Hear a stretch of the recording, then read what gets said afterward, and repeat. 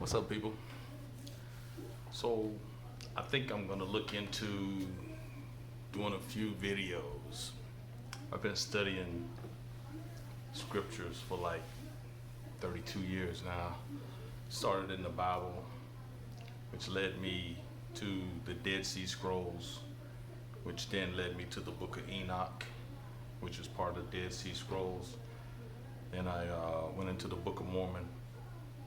Been reading it for like 15 years.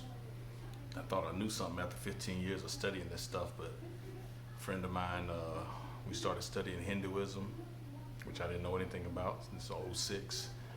So I've been studying it for like 14 years, reading all their books, the Mahabharata, the Bhagavad Gita, the Ramayana. Uh, then I got into Egyptology. The greatest thing I found is after reading all this stuff, it's all one thing. You know, it's all one place, one God. But nobody broke down this difference between the Old Testament and New Testament. The Old Testament was written, Hebraic language. The names are different. Their God was Yah. His prophets were named after him in their last part of their name. Hilkiah, Obadiah, Jeremiah, you know what I'm saying? To give you a few, these are prophets of God in the Old Testament. What I don't understand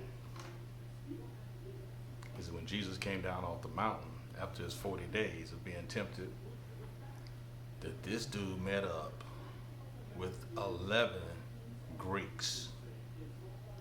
So everybody in the Old Testament got an old Hebraic name. All the guys in the New Testament are Greeks.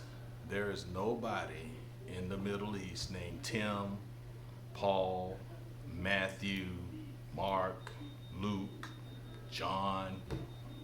You know, this is what the Catholic Church gave us. It's Roman stuff. It's New Testament. So you got the Old Testament, you got a New Testament. The New Testament is a new book.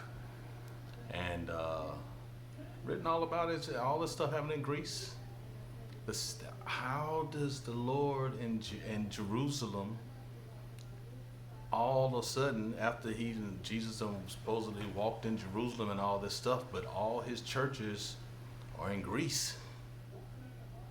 Church of Laodicea, Philadelphia, Thyatira, all these churches, 7 churches are in Greece now, when his land is Jerusalem, which is like 900 miles away. They walking by foot, and Jesus walked down off the mountain, and he picked up 11 Greeks to walk with him. His 12 disciples. Judas was the only one that had a Hebraic name. From tribe of Judah, Judas. Everybody else, all the 12, the other 11 guys, are all Greeks. And I'm just wondering, who put this stuff together like this?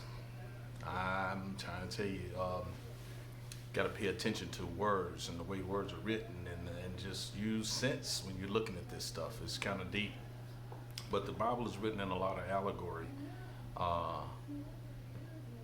The Hebrew of the Old Testament is about a God named Yah.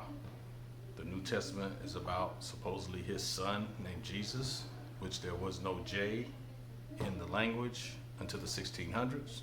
So his name could not be Jesus. So when you're calling on that name, it's like, it's not the original name. So it's like a guy named Paul, and me yelling for Paul, but his real name is Tim. And when I call for Paul or Tim, he's not answering because the vibration of my voice is not calling him. He doesn't recognize the language. He doesn't recognize the syllables. Paul, Tim, it's 2 different things, okay? So the Old Testament, they say his name is Yeshua, right? Okay, Yahweh Yeshua. But a deeper lesson is when you find out about the Anunnaki, the gods of Sumer, those who from heaven to earth came.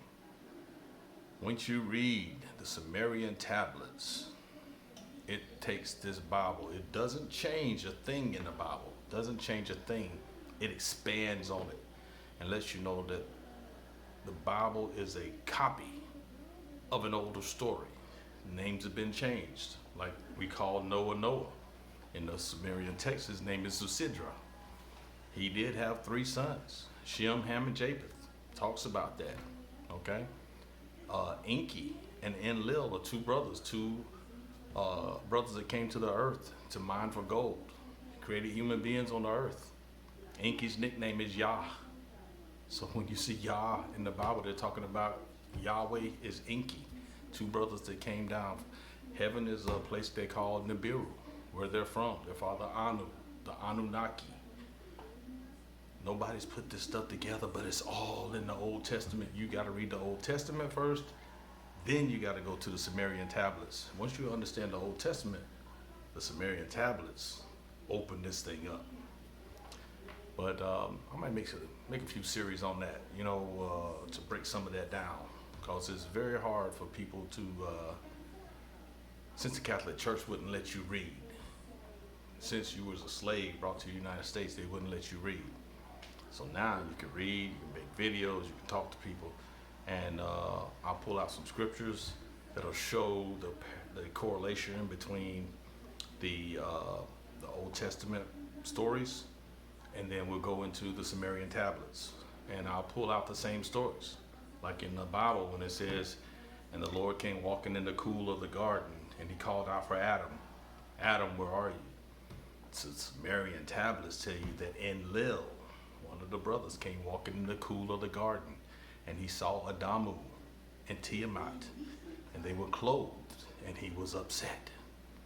Why do you have on clothes? Because humans at the time were naked. They were pure. So some things in there that are correlations between the 2 stories. Talks about the Noah's Ark. Talks about the flood. Talks about the stars in the heavens. The planet that used to be between Mars and Jupiter. It's an asteroid belt. It used to be called Tiamat. Talks about that. How the Earth and the Moon got here. All this stuff is broken down in the Sumerian tablets. But it's all biblical, and you don't have to change a thing in the Bible. The Bible is a synopsis, a little bitty piece of the Sumerian tablets. Okay? So once you have the backstory of the Sumerian tablets, you can understand this Bible better. The Bible is like a little bitty pamphlet that was written from a bigger story. And pastors have not been given this thing because they only stay in one book. They say, "Oh my God, if you read something that ain't in the Bible, oh my God, the devil gonna get you." Oh Lord, stop.